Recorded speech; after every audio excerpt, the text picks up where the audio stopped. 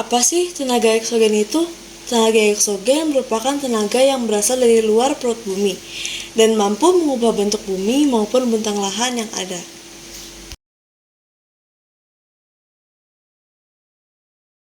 Yang pertama adalah pelapukan. Menurut KBBI, pelapukan diartikan sebagai perubahan atau penghancuran dalam batuan atau sedimen pada permukaan bumi. Berdasarkan faktornya, pelapukan terbagi menjadi 3, yaitu pelapukan kimia, biologi, dan fisika. Pelapukan ini terjadi karena adanya dampak dari karbon dioksida, air, oksigen, alam, tekanan udara, perubahan suhu, dan masih banyak lagi. Contohnya adalah goa-gong yang ada di Pacitan, di mana dalam prosesnya air akan meresap melalui batuan kapur lalu melarutkan mineral-mineral tertentu seperti kalsium karbonat. Ketika air ini sudah mencapai ruang bawah tanah yang lebih besar, terjadi pengendapan mineral tersebut sehingga membentuk stalaktit dan juga stalagmit. Selanjutnya adalah erosi. Erosi adalah peristiwa pengikisan permukaan bumi oleh tenaga alam atau makhluk hidup. Erosi dapat disebabkan oleh air mengalir, es, angin, gravitasi, atau organisme hidup seperti hewan dan tanaman. Erosi dapat terjadi secara alami atau akibat ulah manusia, seperti adanya deforestasi, pertanian berlebihan, pembangunan infrastruktur, dan masih banyak lagi yang menyebabkan perubahan bentuk tanah dan juga batuan. Pada umumnya, proses erosi terjadi menjadi 3. Yang pertama ada pengelupasan tanah, di mana terjadi penggusuran tanah dari agregat tanah menjadi sebuah partikel-partikel tanah.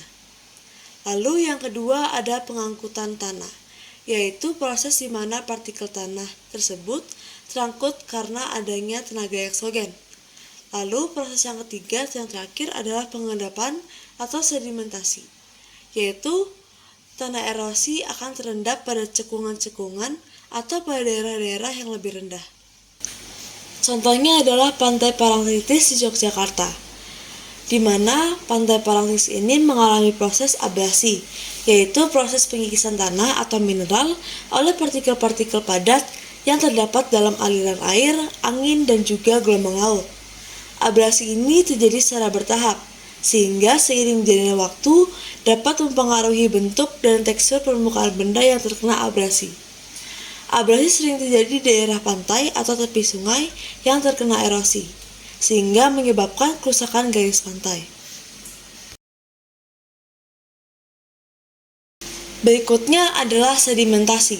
Sedimentasi merupakan proses di mana partikel-partikel padat yang terbawa oleh air, angin, atau gletser mengendap dan menumpuk di suatu tempat. Partikel-partikel ini dapat berupa pasir, lumpur, kerikil, dan bahan organik yang terlarut dalam air. Proses sedimentasi dapat terjadi di berbagai tempat, seperti sungai, danau, laut, atau bahkan di dasar laut. Ketika aliran air atau angin melambat, partikel-partikel padat yang terbawa akan kehilangan energi dan terjatuh ke dasar perairan atau permukaan tanah. Nah, dalam proses sedimentasi tidak hanya melibatkan pengendapan partikel padat, namun juga proses-proses lainnya yang bisa dibilang penting, seperti proses erosi. Proses sedimentasi ini dapat membentuk permukaan bumi yang baru dan beragam, seperti gurun pasir, bukit pasir, delta sungai, delta laut, terumbu karang, lagun, dan masih banyak lagi.